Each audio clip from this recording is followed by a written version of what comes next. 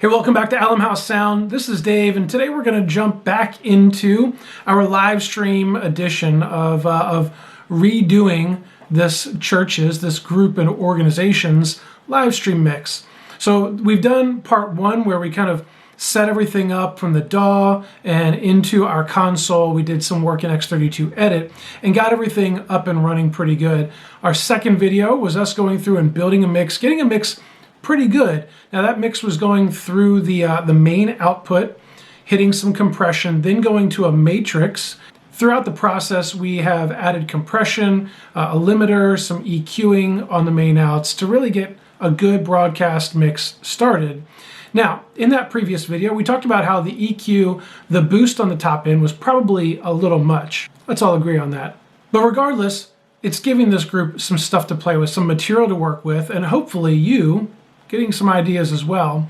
So we're going to jump back into that. I've got the studio set up here with my computer, so we're going to be able to dive into the computer, listen to those same tracks, and we're going to explore a couple different plugins on the matrix. And so instead of using the limiter on our matrix, we're going to use the compressor of that matrix as a limiter. So we're going to flip some things around, and we're going to insert some different plugins or effects in its place and just see what the sounds come out to be.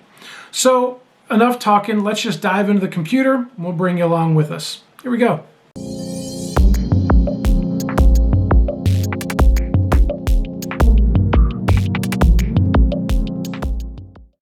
All right, so we got the headphones turned on. I'm plugged into the console actually, and we've got a couple different things set up here, but let's take a listen to where we were with the mix as we get started here, and we'll kind of talk through and review some of our settings just to bring you up to speed. So here's our mix.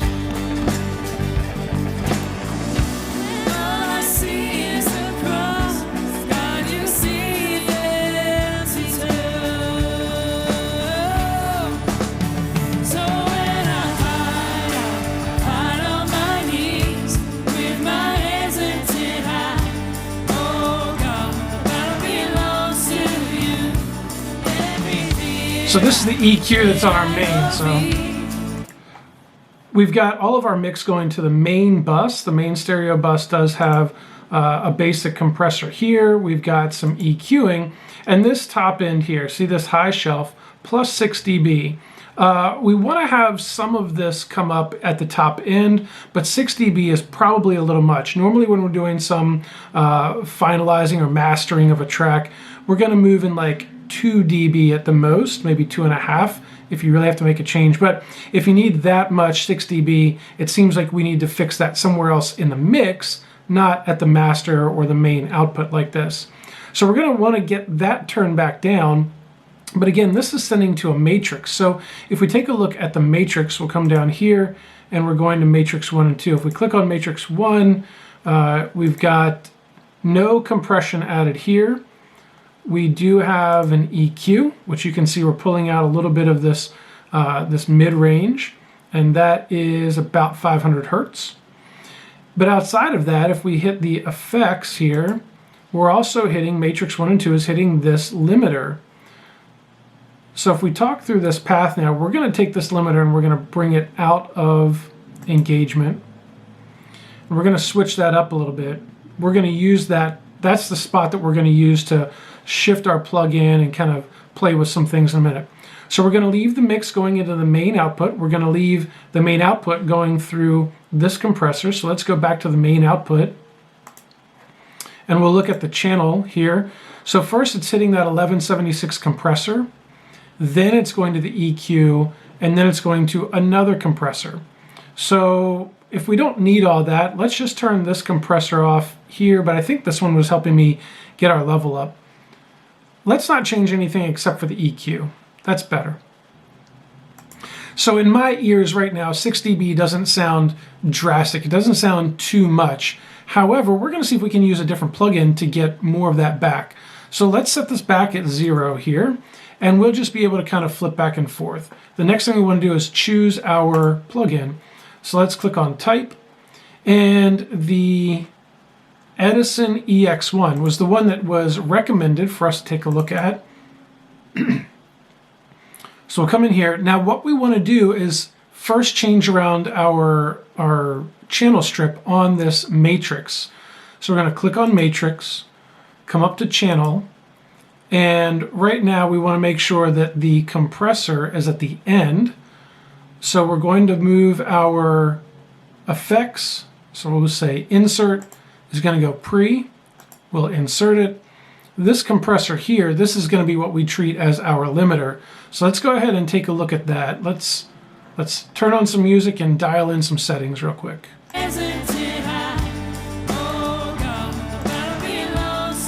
So we want this to be a limiter, so we're going to turn this all the way up, 100 to 1.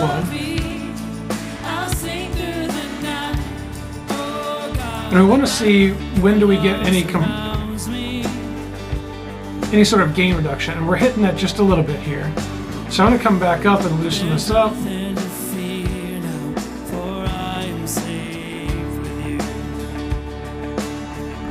All right, turn our attack all the way down, hold down, and our release up. So these are kind of our standard settings: a fast attack, fast attack, no hold, and our release around 500 milliseconds.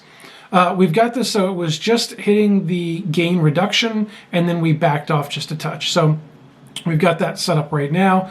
And again, if we come back to our channel strip now, that'll be the last thing. The limiter will be the last thing that we hit.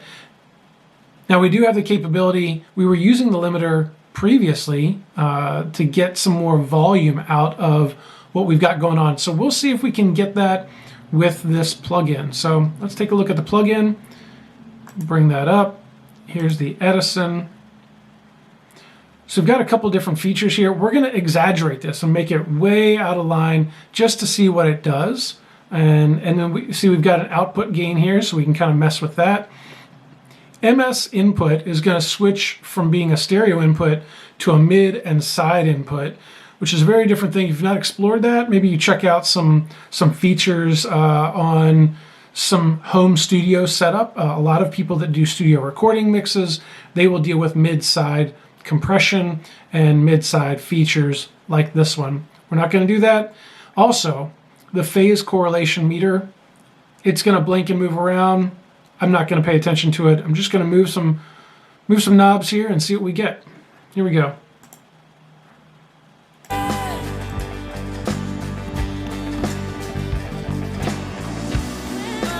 All right, so let's see how this sounds here. We're going to put the spread up. So that makes our stereo field much wider.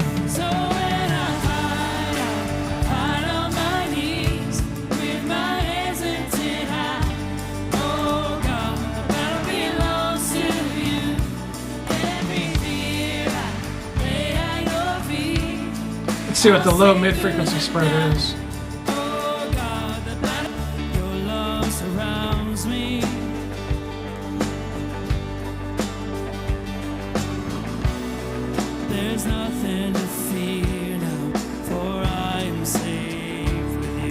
So that's interesting. Looking at these tools, the stereo spread takes anything we've got and just makes it much wider. I kind of like that feature. Maybe we'll add some of that in.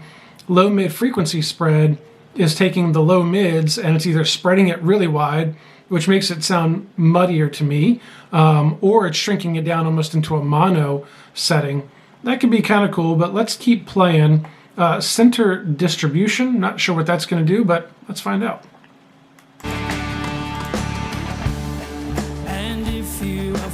See the balance here. As you would expect, all right, all left. For Jesus, there's nothing impossible. Oh, that's cool.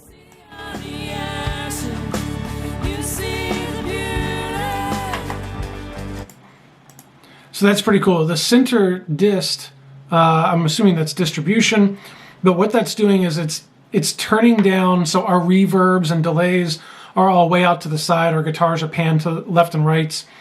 And when we turn that down, or counterclockwise, we're getting rid of the center and just getting that outside stuff. So it's kind of a mid-side tool. When we turn it up, or clockwise, we're getting just what's in the middle. So our vocals come out in the mix more. So you could kind of play around, I think, with the stereo spread and then that center distribution to kind of get a bigger, wider sound, but maybe still keep the vocals up front. Let's play with that and see what we get. So if I turn up the spread,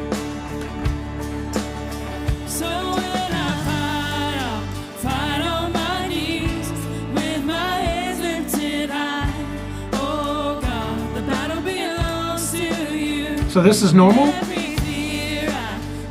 and we'll turn it on. Just a little bit more width, and then if I turn this up though,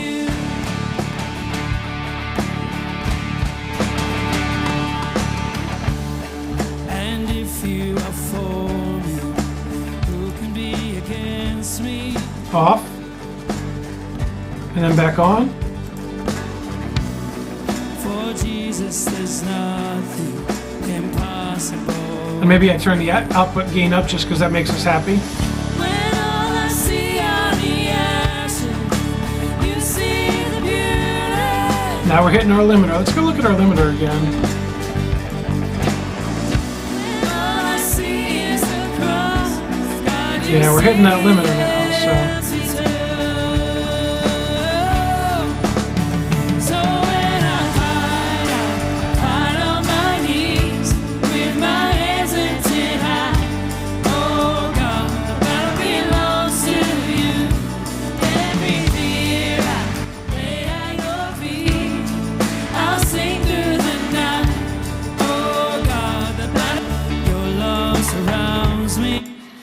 That's kind of cool. So that tool is adding some width, but still gives us that ability to bring the center things, everything in the middle that's not panned left and right, gives us that ability to kind of bring it up and out of the mix to poke out on top.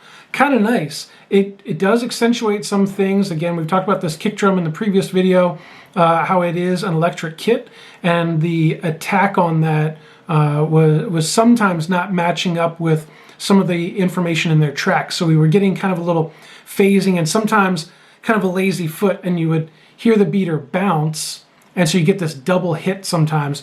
So that was kind of being accentuated when we pulled that up in the mix. But interesting enough, I really kind of like that tool. It's gotten us away from the EQ, because keep in mind, we turned that top end EQ down 6 dB and used this to kind of bring our mix back to life. So that's kind of nice. I wonder what else we can get into in here. Let's just take a look and see if there's another tool we want to mess with. Let me turn this off for a minute. Let's pull up the stereo enhancer, stereo exciter, and see what that does. So here's going to be a stereo exciter. So this has a couple different things. I'm tuned, so we've got some kilohertz. So it sounds like, my assumption is that this tool is going to be adding some upper harmonics, and I do see the term harmonics here. So maybe we just turn it on in this factory environment, factory settings here, and see what we get, and then we'll mess with them and see if we can find something even better. And if you are for me, who can be against me?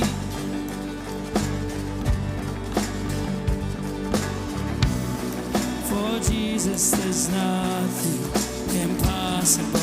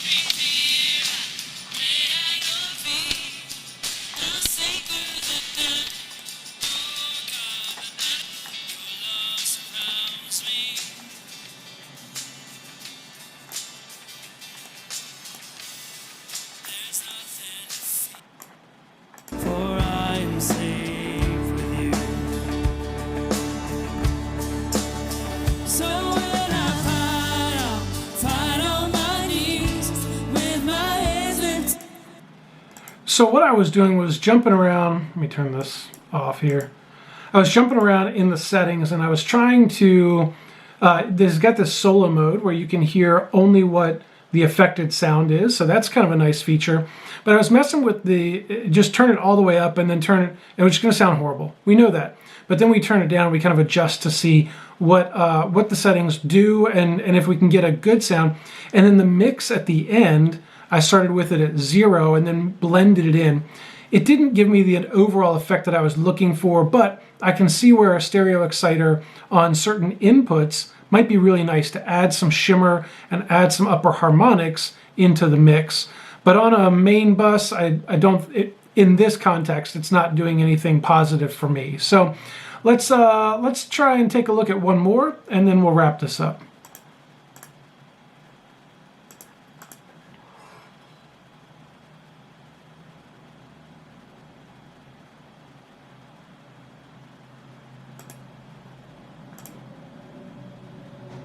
All right, so we've got a stereo enhancer here. So we're going to turn it on. We're going to see what it does. So this is going to impact my voice as well. But this is here, and I'm going to turn the music on. And this also looks like it has a solo mode. So we can kind of do the same thing. We'll solo what this is doing. I won't talk. We'll turn some buttons and knobs, and then we'll see if we can find a good fit. I see an output gain. I see a spread. And then I see high, medium, high mids, and lows in terms of what we can mess with and enhance. Let's see what we get. With my hands lifted high, oh God, the battle belongs to you. Already, listen to the solo mode. It sounds very punchy in the bottom end. I'll sing through the night, oh God, the battle belongs to you.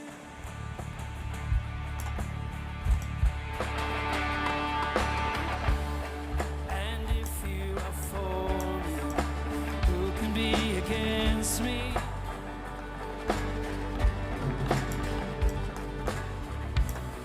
For Jesus, there's nothing impossible for you. When all I see are the ashes, you see.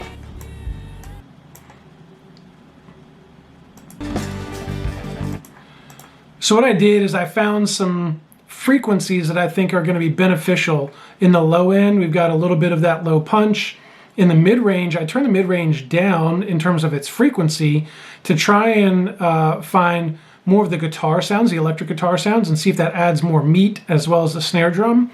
And then the top end, I think we're just going to try and accentuate some of the vocals. But now I'm just going to bring those gains up and try not to overdo it and see if I can get something that sounds pretty good. I am going to turn the spread from 22% up to 50% just to see what that does as we add these in. All right, here we go. There's nothing to fear now, for I am safe with you. So when I fight, I'll fight on my knees with my hands lifted high.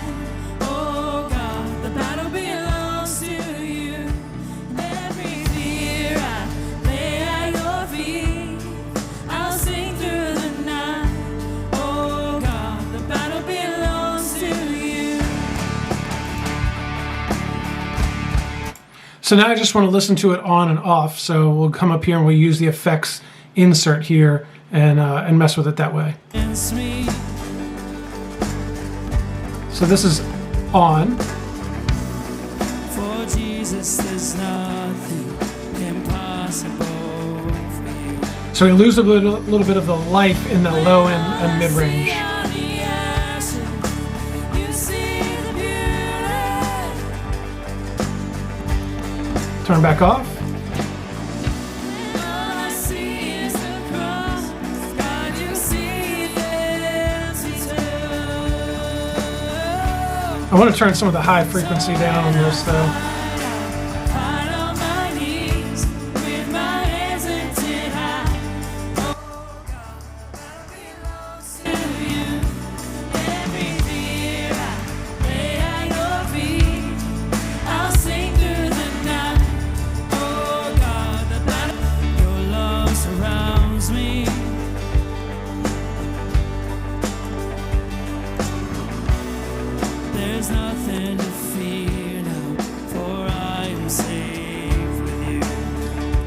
Last thing we want to do is look at our limiter and see how that's doing. So when I fight on my knees with my hands lifted high, oh God.